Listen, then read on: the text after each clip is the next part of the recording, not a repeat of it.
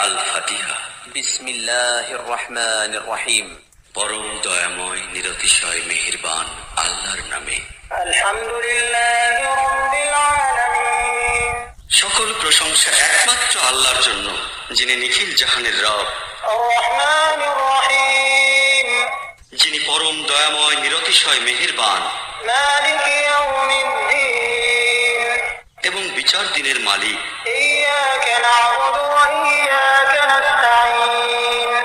আমরা কেবল তোমারই ইবাদত করি এবং কেবল তোমারই নিকট সাহায্য প্রার্থনা করি। ইহদিনাস সিরাতাল মুস্তাকিম, আমাদিগকে সঠিক সুদৃঢ় পথ প্রদর্শন করো।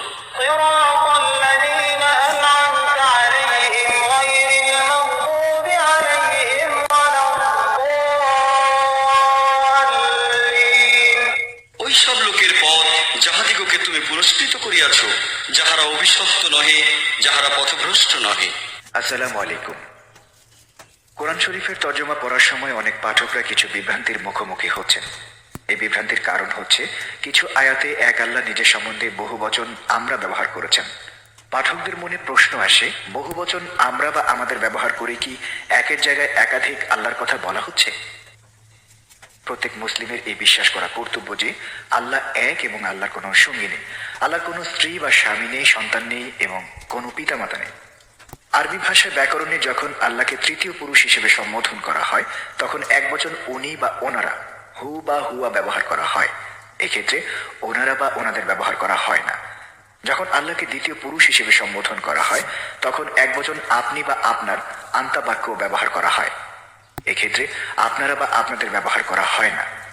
কোরআন শরীফে যখন আল্লাহ নিজেকে প্রথম পুরুষ হিসেবে সম্বোধন করেন তখন কোনো জায়গায় একবচন আমি বা আমার, আনা, ইয়া বা ইয়া ব্যবহার করেছেন। আবার কোনো জায়গায় বহুবচন আমরা বা আমাদের, নাহনু বা না ব্যবহার করেছেন। যেসব ক্ষেত্রে আল্লাহ নিজের সম্বন্ধে বহুবচন নাহনু বা না ব্যবহার করেছেন সেই সব ক্ষেত্রে শুদ্ধ তর্জমা আমরা বা আমাদের করা উচিত। আমরা বা আমাদের শব্দ প্রয়োগে একাধিক আল্লাহর কথা বোঝানো হচ্ছে না, বরং আল্লাহর রাজকীয় মর্যাদা প্রকাশ করা হচ্ছে। ব্যাকরণে এই ধরনের বহুবচনকে বলা হয় রাজকীয় বহুবচন বা রয়্যাল বা ম্যাজিস্ট্রিক প্লুরাল। যেহেতু আল্লাহ মহান এবং সর্বশক্তিমান, কোরআন শরীফের অনেক জায়গায় এই ধরনের রাজকীয় বহুবচন ব্যবহার করা হয়েছে। আশা করি আপনাদের বিভ্রান্তি দূর হবে।